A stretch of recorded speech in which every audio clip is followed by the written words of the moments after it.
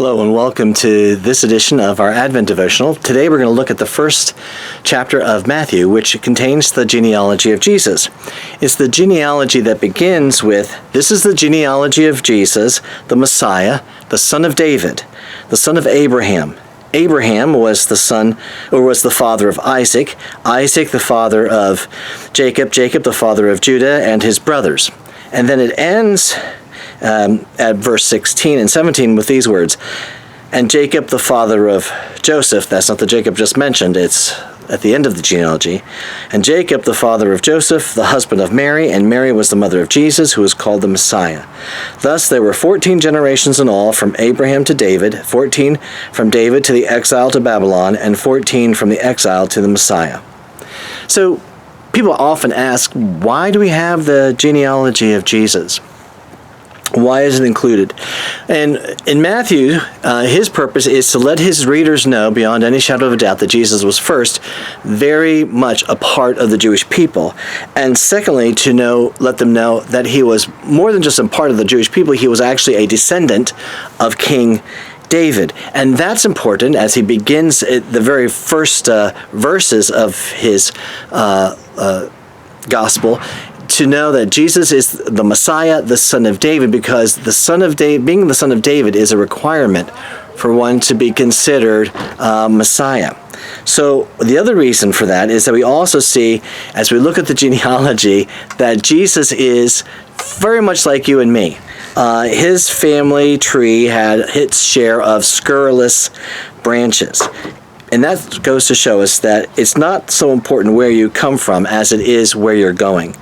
So Matthew's gospel goes down the line, all the way down to Joseph, Jesus' legal earthly father, but it starts with Father Abraham. And if you think about Father Abraham, his reputation had some issues in it as well. While God had made a covenant with him that his descendants would be as numerous as the stars in the heavens and as the sands on the sea, he also had some incidences in his life that might raise some eyebrows. And one of those I'll just share is that when he went into Egypt because of a famine, his name was Abram and his wife's name was Sarai. And Sarai was very beautiful, and he was concerned that the Pharaoh would take her and kill him in order to get her. And so he told Sarai, his wife, to tell everybody that she was his sister. And she did, and Pharaoh said she was beautiful and took her into his palace.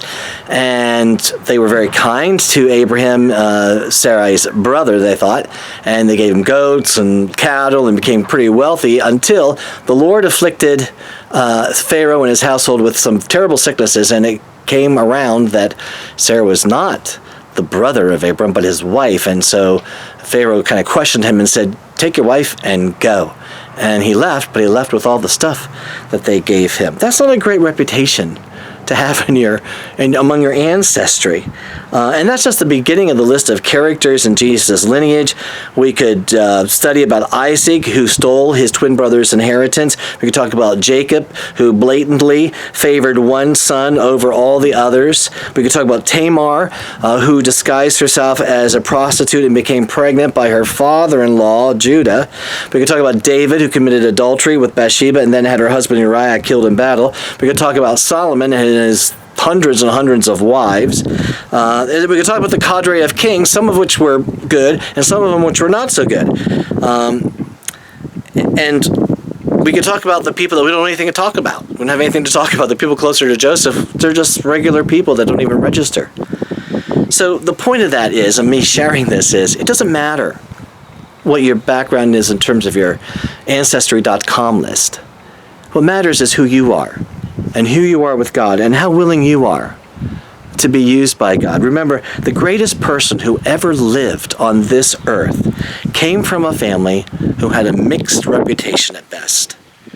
And his name, the name of Jesus, is above every other names. God does not limit us by where we come from or from whom we are descended.